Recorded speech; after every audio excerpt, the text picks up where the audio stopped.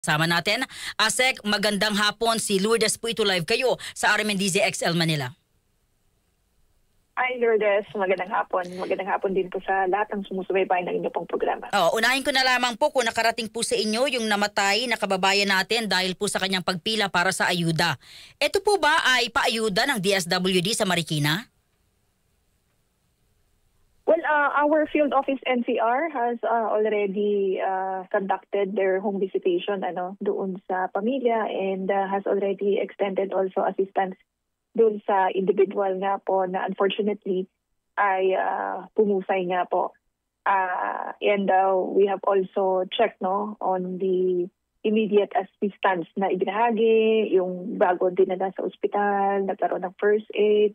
And then we also checked on the medical history to determine kung ano po ba yung naging cause, na if yung pong bang medical condition niya was exacerbated by the yung pong weather, yung panahon natin kahapon. So all of this, actually, Lourdes, ito ang tinitingnan ngayon ng ating field office NCR. Sa inyo po ito? Tama po, Ms. Lourdes, ito po ay bahagi po ng ating pong mga isnasagawa na pagtulong sa ating mga kababayan. Ma'am, sabi kasi sa report, Lunes pa lang nakapila na siya. Then Martes na umaga pa rin lang nakapila na. Ma'am, para sa kaalaman ng ating mga kababayan, paano ho ba maka-avail at naibibigay yung tulong ng DSWD sa mga nakapangalan na talaga? Kailangan bang pipila uli or meron bang dapat A lang ngayon, B bukas? Para lang maliwanag sa amin, Asek. Yeah. Lourdes, doon sa nabanggit mo, we'll wait for the report of our field office NCR kung ano ba yung eksakto na pangyayari. But based on our guidelines po on the implementation of social assistance, prior to the payout activity, meron na po tayong mga pre-screening. Ibig pong sabihin na isumiti na po sa DSWD yung pong mga documentary requirements, and then yung pong off-site na payout natin ay doon na lamang po ini-interview nung social worker yung pong client o nung beneficiary. And on the same day, doon na rin po gagawin yung distribution noong pong financial assistance. But prior to the payout, na-identify na po natin kung sino po yung mga beneficiaries. And then, dahil nga po nakapag-submit na rin po sila ng kanila pong mga additional requirements. But as to the details, nung sa nabanggit mo, yan ay kasalukuyang inaalam natin mula sa ating field office. Ano pong payout ito, ma'am? Saan ito kasama yung kahapon sa Marikina? Anong program? We're just verifying if this is assistance to individuals in crisis situation or ayuda para sa Kapos ang Kita program, Lourdes. Okay. Additional details will be shared once we have the full report. Ma'am, honestly, wala kayo nakikita ang lapses sa panig po ng local DSWD sa Marikina sa nangyari kahapon? Well, gaya nga ng nabanggit ko kanina, tiniyak naman natin na merong first aid, paunang lunas na naibigay, and kung yung buong mga protocols, health protocols ay nasunod, yan din po yung inaalam natin.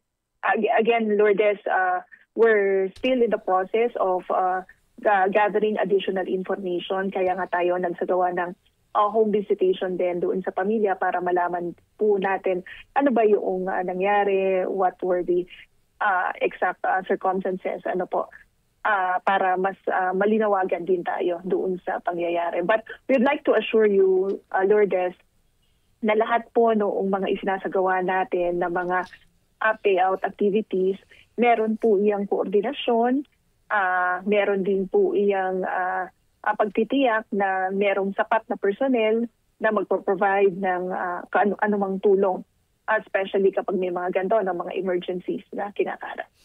Yung biktima po nasa payout list na? Yan po yung understanding natin, Ms. Lourdes.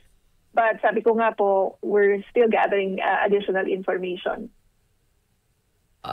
Mula kahapon, ma'am, hanggang ngayon, hindi pa kumpleto yung information, ASEC?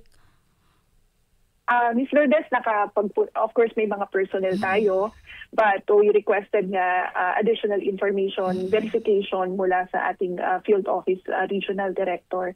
So hinihintay lang natin yung report.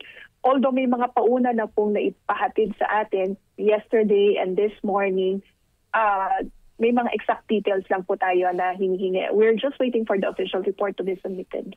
Okay. Ma'am, magkano po ang magkano at ano po ang tulong na naibigay po ninyo base sa sinabi nyo na dinalaw na po ng inyong mga kasamahan yung biktima? Yes, nakapagpatid na po ang ating field office ng burial assistance and then ng financial assistance.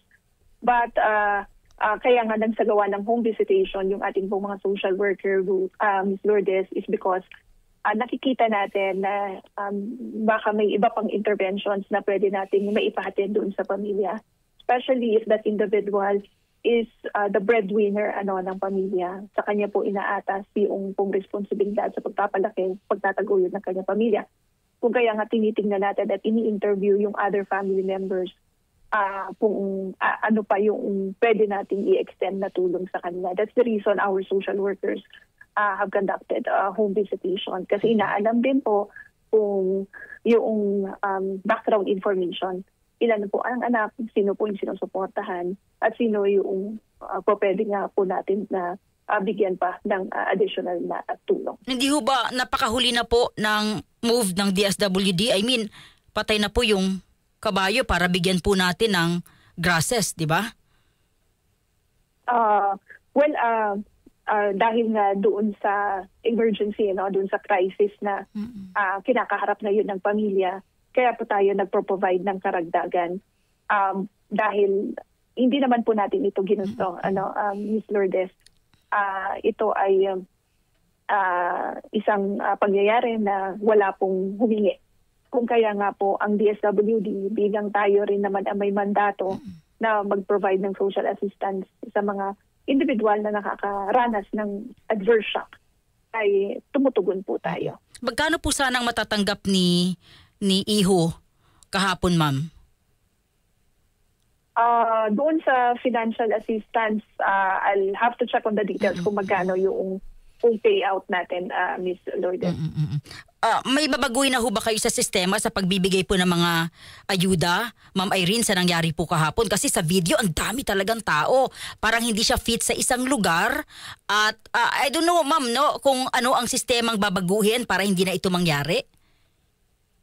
Actually, Lourdes, we're in the process of digitalizing the distribution of essential social services. Ongoing yung pakikipag-usap ng DSWD sa DICT, sa PSA, para madali na yung verification process and hindi na nga kinakailangan pang pumila yung ating mga kababayan. In fact, we have also engaged na yung mga partners natin like GCash and Paymaya para doon na rin po mai-top up o mai-credit yung pong financial assistance dun sa account po nila. Ongoing na yung Lourdes, yung discussion dyan para ma-digitalize na yung distribution of financial assistance. Sec, honestly, may kumakalat, at least nandyan kayo. Walang counterpart yung local government dito? Wala ho bang politikong nakialam kahapon? Dahil nga doon sa COMELEC memorandum, talagang tinitiyak ng DSWD na wala pong political actors sa mga isinasagawa natin ng mga payout activities. Gayon din po, tinitiyak natin na bawat activity na isinasagawa ng DSWD, meron yang mga grievance desk para kapag may mga concern, ay agaran pong ma-address ng aming pong mga personnel on the ground. Sec, sa ngalan po ng DSWD, ano po ang aming inaasahan na hindi na po ito mauulit? Honestly, hindi ho magpa-file talaga ng demanda ang pamilya kasi walang-wala yan. So, ano po yung ginagawa at gagawin po ninyo para hindi na po maulit na may magbubuhis ng buhay para po may makakuha lamang po ng limos mula po sa gobyerno, ma'am? Again, ang Department of Social Welfare and Development, nalulungkot tayo sa mga ganitong insidente. But we're instituting safeguards para matiyak na maayos, orderly, and peaceful yung ating pong mga isasagawa na distribution. In fact, built-in po yan doon sa ating mga processes. Pangatlo, meron na po doon sa memorandum na inilabas ng COMELEC, wala na pong mga distribution ng ayuda from 10 days before the election day. Kung kaya nga po from May simula Biyernes ay wala na pong mga payout activities na isinasagawa, particularly the distribution of AIX and AKAP. Ang mangyayari na lamang po ay yung regular o yung i-distribute na lang po natin ay yung mga regular na assistance kagaya ng medical at burial. At ito ay gagawin na lamang po sa mga tanggapan ng DSWD. Moving forward, of course, Lourdes, dahil nang nabanggit ko, we're looking at how we could digitalize the distribution of essential social welfare services. And sabi ko nga kanina, isinaayos na po yan ng ating pong tanggapan in coordination with other agencies of the government. Again, the ultimate objective here, Lourdes, ay upang matiyak na mas mapapabilis, mas magiging maayos yung pong ating pamamahagi ng tulong. Okay. Asek, sa iba pong mga usapin, kumusta po yung inyong tulong sa mga naapektuhan po ng Bulkang Bulusan? Well, batay po doon sa ating DROMIC report this morning, nasa mahigit 15 million pesos worth of humanitarian assistance na yung naipatid natin. Initial na naipatid dyan sa Sorsogon. Ito ay kinabibilangan ng 20,000 family food packs at yung mga non-food items kagaya ng hygiene kits, modular tents, sleeping kits at mga water containers.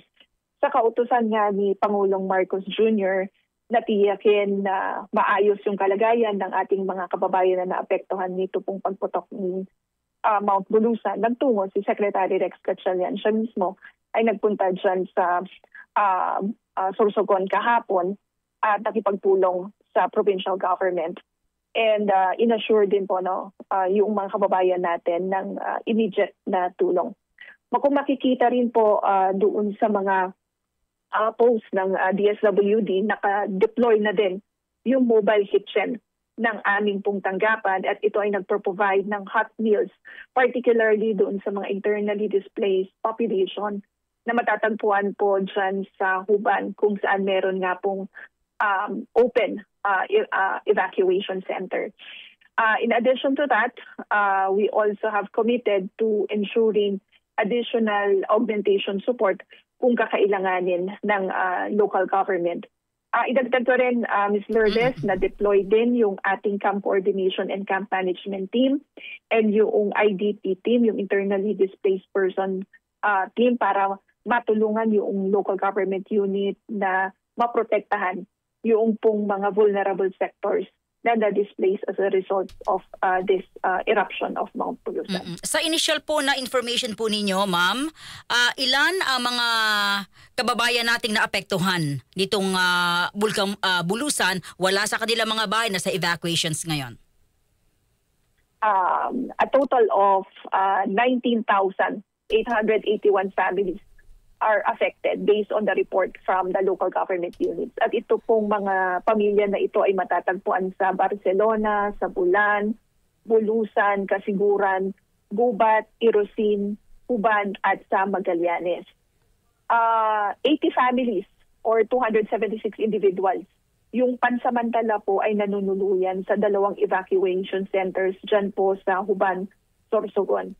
And ongoing din yung assessment and validation sapagkat kagabi nagkaroon na naman ng another eruption si Mount Bulusan and nakikita nga natin yung ashfall ay nakakaapekto sa iba't iba pong mga barangay dyan sa Sorsogon. So 19,000 plus families. Kung individual po ito, mga ilan ito, ma'am? Kung individuals po ito, nasa mahigit 90,000 po na mga katao yung apektado. more than 92,000 individuals. At tatagal pa ho itong pag-aalboroto ng bulkan at baka mas maging malakas pa yung kanyang pagsabog. Handa ho ba ang DSWD sa ilang po mga pangangailangan ng mga residente? Yes, Lourdes, more than 180,000 family food packs are strategically prepositioned dyan po sa Region 5. Naka-standby din po yung ating National Resource Operations Center na magpadala ng karagdagang mga food packs para ma-replenish yung nauna natin na pinahatid na 20,000, and at the same time para may naka-standby na mga relief items in case nga po na hindi naman natin hinihingi, Lourdes, but kung halimbawa po na lumala yung sitwasyon dyan, naka-ready po tayo again to augment the resources of the local government units and promptly and sufficiently address yung pong pangangailangan ng mga election po ngayon, Sec, para lang malinaw, no? Of course, kaagapan nyo pa rin po yung local government at may mga nakapwesto pa rin. Hindi ho ba magagamit yung mga ipamamahagi po nating mga ayuda, tulong sa mga kababayan natin para sa politika? Well, unang-una, Ms. Lourdes, kung makikita mo yung aming family food pack, yung brown box po na dyan, nakalagay po dyan, nakaprint po in bold letters na bawal po na buksan, itamper, i-repack yung pong laman ng ating pong family food pack. There are some violations that will be sa umiiral ng mga panuntunan at batas kung mag-a-attempt po na buksan at itamper at i-repack nga po yung mga laman ng food packs na yan. So definitely, hindi po iyan magagamit for some political interest. And pangalawa, we have personnel on the ground who are monitoring the actual distribution of the family food packs doon po sa mga naapektuhan. In fact, the Secretary himself personally witnessed yesterday yung pong distribution. Siya po mismo ang nabahagi dyan po sa mga kababayan na naapektuhan. And he spoke to all disaster-affected families bilang pagpapatotoo na itong si DSWD lamang po yung pong nangunguna sa distribution at wala pong hindi po dapat magamit itong disaster response efforts natin sa politika to advance the interest of some. Sec, maraming salamat sa oras at sa inyo pong mga kasagutan sa ating mga katanungan. Thank you, ma'am. Ingat po tayo, mabuhay po kayo, ma'am. Salamat po. Maraming salamat, Lourdes, sa pagkakataon. Magandang hapon, mabuhay ka din po. Mga kasama sa Assistant Secretary Erin Dumlao ng Department of Social Welfare and Development o DSWD.